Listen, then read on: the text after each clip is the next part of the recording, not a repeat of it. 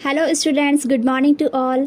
आई hope आप सभी अच्छे होंगे। और आज हम करेंगे आपकी मैथ्स की बुक का chapter number 6 the junk seller के क्वेश्चन आंसर्स।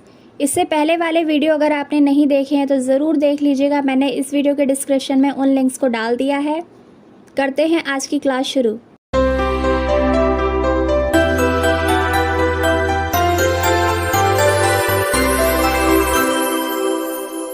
देखिए, इस चैप्टर के बारे में मैं थोड़ा सा आपको रिवाइज करवा देती हूँ। इसमें एक किरण नाम की लेडी है जो कि जंक सेलर है, यानी कबाड़ा बेचती और ख़रीदती है और वो अपना घर चलाती है।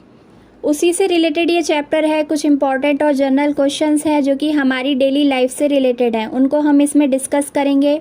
वीडियो के अंत तक बने रहिएगा। Question number 1 is what about you, do you also find maths difficult? आपको क्या लगता है कि जो मैथ्स है वो आपके लिए डिफ़िकल्ट है? देखिए, कुछ बच्चों का आंसर होगा येस, कुछ का होगा नहीं। तो आप इस क्वेश्चन का आंसर अपने अकॉर्डिंग देंगे। जिस बच्चे को डिफ़िकल्ट नहीं लगती है वो लिखेंगे आई do not find maths difficult, ठीक है। जिसको डिफ़िकल्ट लगती है वो लिखेंगे yes, maths is difficult for me. Next question, question number 2, what is the most difficult thing in your maths book? ठीक है, आपको बताना है कि आपकी मैथ्स की बुक में आपको क्या चीज़ ऐसी है जो कि डिफ़िकल्ट लगती है। The chapter entitled the way the world looks is the most difficult things in maths book, यानी कि इसमें आंसर में लिखा है कि जो आपका चैप्टर है the way the world looks आपको डिफ़िकल्ट लगता है, ठीक है। ज़रूरी नहीं कि आपका आंसर ये हो। जो आपका आंसर है आप उस हिसाब से अपना आंसर दीजिएगा। Question number 3, what do you think is the easiest lesson? आपको क्या लगता है कि कौन सा चैप्टर आपकी मैथ्स की बुक में सबसे ज़्यादा इजी है? Answer, the lesson a trip to Bhopal is the easiest, ठीक है। कि इस क्वेश्चन के आंसर के जो आंसर होगा आपके अकॉर्डिंग होगा।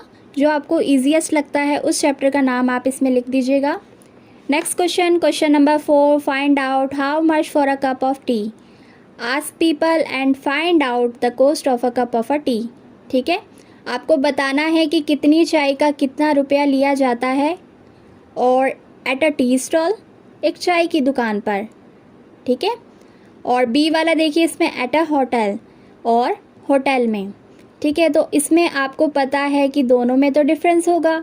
एक टी स्टॉल पर जो चाय मिलेगी वो सस्ती मिलेगी, जबकि एक होटल में मिलने वाली चाय थोड़ी कॉस्टली होगी।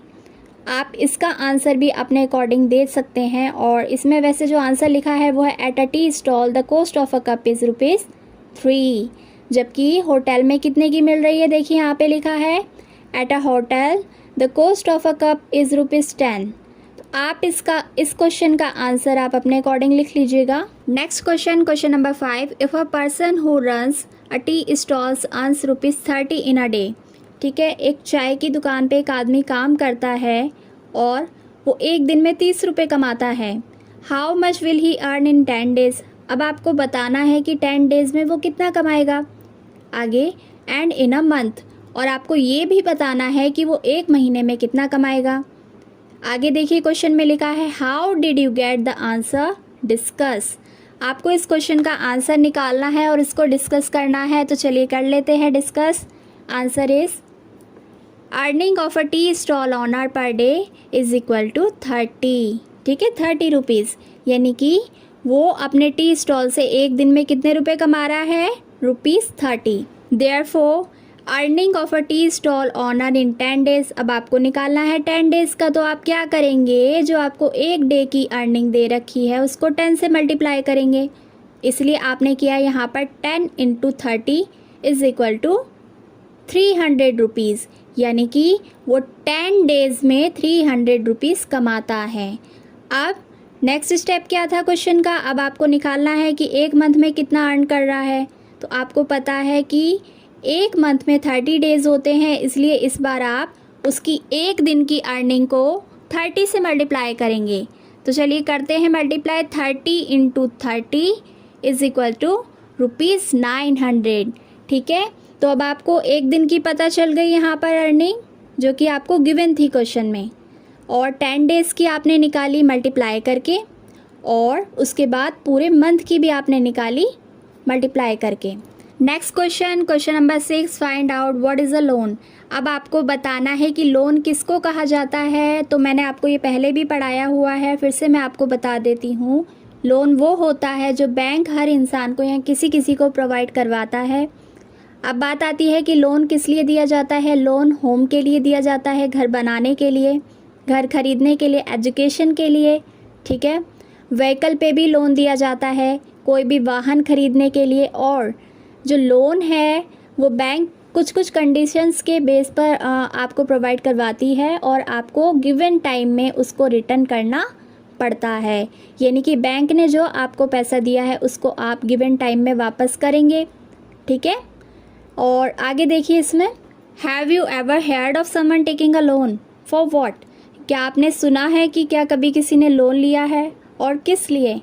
इसमें आप अपना आंसर भी फिल कर सकते हैं। इसमें जो आंसर आपको गिवन है देख लीजिए। और आपको पता है कि आपने चैप्टर में हैंडीक्राफ्ट के बारे में भी पढ़ा था, हरिया और बाबू के बारे में, ठीक है, जिन्होंने हरिया और बाबू ने हैंडक्राफ्ट के लिए ₹300 लिए थे बैंक से, ठीक है। आगे देखिए इसमें हैव यू हेard, तो इसका आंसर आप लिख दीजिएगा यहाँ पर, yes I have heard of someone taking a loan, it is taken to buy a handcraft, ठीक है। हस्तकला को खरीदने के लिए उन्होंने हाथों वाले काम जो किए जाते हैं, देखिए ये भी एक ऑक्यूपेशन होता है, इसको करने के लिए उन्होंने क्या किया, बैंक से ₹300 का लोन लिया था। Next, how much loan was taken.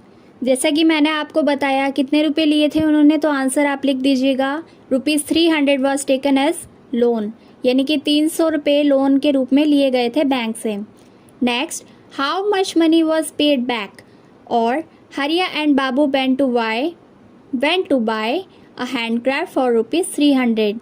आपको बताना है इसका आंसर आप कैसे देंगे। देखिए, Hariya, I have taken a loan ₹300 from a bank for 6 months, I will pay ₹51 every month to the bank, ठीक है। यानी कि हरिया ने 300 रुपये बैंक से लिए तो वो कितना कितना हर मंथ पे करता है। जैसा कि मैंने आपको बताया, लोन जो होता है वो धीरे धीरे करके पैसा अपना वापस ले लेता है। तो हरिया ने हर मंथ 51 ऐसे ऐसे करके अपना लोन चुकाया और बैंक को वापस किया, क्योंकि उसको रिटर्न करना ही होता है लोन को। आगे देखिए इसमें, बाबू कहता है, but I have taken loan for ₹300 from Chunni Lal. जबकि बाबू ने क्या किया, बैंक से लोन ला लेकर चुन्नी लाल से लोन लिया। और आगे इसमें लिखा है, आफ्टर 6 months आई विल पे बैक ₹360। और उसने कितना उसको वापस किया, 360। इसका मतलब उसने 60 रुपये ज़्यादा उसको वापस किए चुन्नी लाल को, ठीक है। जैसे बैंक की अलग अलग कंडीशंस होती है, वैसे ही चुन्नी लाल ने भी कंडीशन रखी, जब वो उसको उसका पैसा वापस करेगा तो 60 रुपये उसको ज़्यादा देगा, ठीक है। आगे देखिए इसमें, हु हैज़ टू पे बैक मोर, हरिया और बाबू। अब आपको बताना है कि हरिया ने ज़्यादा पे किया या फिर बाबू ने। तो देखिए यहाँ पे देखते ही आपको पता लग रहा है कि किसने कितना ज़्यादा पे किया। आप निकाल लीजिएगा, कैसे निकालेंगे देखिए। इन केस ऑफ हरिया, पहले हरिया का निकाल के देखते हैं हम कैसे निकलेगा उसका answer. Money paid back to the bank, उसने बैंक को कितना पे किया 6 महीने में, 51 ऐसे करके, ठीक है, 6 मंथ में, इसलिए यहाँ पर 6 × 51, ठीक है। इसमें आपको कंफ्यूज नहीं होना है क्योंकि उसने 6 मंथ में पे किया था, इसलिए यहाँ पर आप 6 से 51 को मल्टीप्लाई करेंगे तो आपका आंसर आएगा 306 रुपीज़। जबकि इन केस ऑफ बाबू ने क्या किया था, money paid back to Chunnilal 360 rupees. अब आपको देखते ही समझ आ रहा होगा कि किसने ज़्यादा पे किया, किसको ज़्यादा पे करना पड़ा। ऑब्वियसली यहाँ पर बाबू को ज़्यादा पे करना पड़ा क्योंकि उसने 360 रुपीज़ चुन्नीलाल को पे किए, जबकि हरिया ने तो सिर्फ 306 रुपीज़ ही पे करे, ठीक है। तो इसका आंसर है, since ₹360 is more than ₹300, therefore Babu paid back more money, यानी कि बाबू ने ज़्यादा पे किया। Next question, I have 9 rickshaws of my on, ठीक है, ऐसा किरण कहती है जो कि इस लेसन में जंग शॉपकीपर है, जंग की दुकान चलाती है कबाड़े की। उसके पास कितने रिक्शा हैं? 9 rickshaw. I give the rickshaw on rent, और वो रेंट पर रिक्शा देती है यानी किराए पर। ईच ऑफ ₹20 अ डे, ठीक है, 20 रुपये लेती है एक रिक्शे के एक दिन में। On Sunday I do not take any money from them, और संडे के दिन वो एक भी पैसा नहीं लेती। How much does Kiran earn from 9 rickshaw in a day. अब आपको बताना है कि उन 9 रिक्शे से वो एक दिन में कितना पैसा कमाएगी।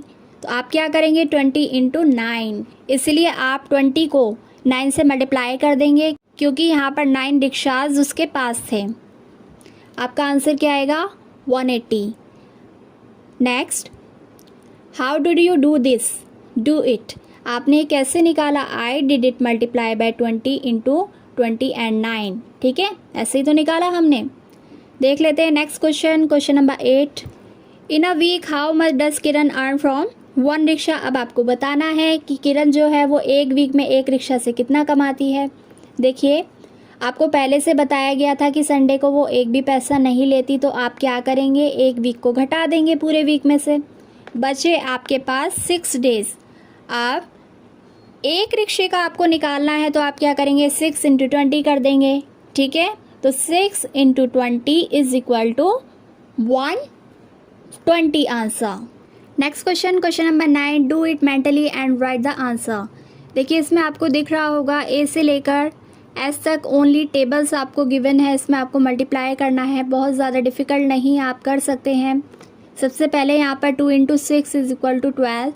Next 20 × 6 is equal to 120 answer. Next 2 × 60 is equal to 120 answer. Next 3 × 42 is equal to 126 answer. 4 × 80 is equal to 320 answer. Next 4 × 81 is equal to 324 answer. 9 × 25 is equal to 225 answer. Next 31 × 9 is equal to 279 answer. 4 × 81 is 4 more than 4 × 80। Am I right? आपको बताना है कि 4 × 81, अगर आप यहाँ पर 4 को 80 से मल्टीप्लाई करते हैं जो आपका आंसर है, तो कौन से वाला आपका ज़्यादा होगा? ऑब्वियसली आपका 4 × 81 वाला ज़्यादा होगा, तो इसलिए आप इसके आंसर में लिख दीजिए 81। 4 × 81 इज़ मोर देन 4 × 80, इसलिए आप इसके आंसर में लिख दीजिए यस। तो स्टूडेंट्स, आज के लिए बस इतना ही। इस चैप्टर के आगे के सभी क्वेश्चंस हम नेक्स्ट पार्ट में करेंगे। अगर अभी भी आपने चैनल को सब्सक्राइब नहीं किया है तो कर दीजिए, ताकि आगे आने वाले सभी वीडियोस के नोटिफिकेशन आपको मिलते रहे और कोई भी वीडियो आपसे मिस ना होने पाए। इसलिए चैनल को ज़रूर सब्सक्राइब कर दीजिए। And thank you so much for watching.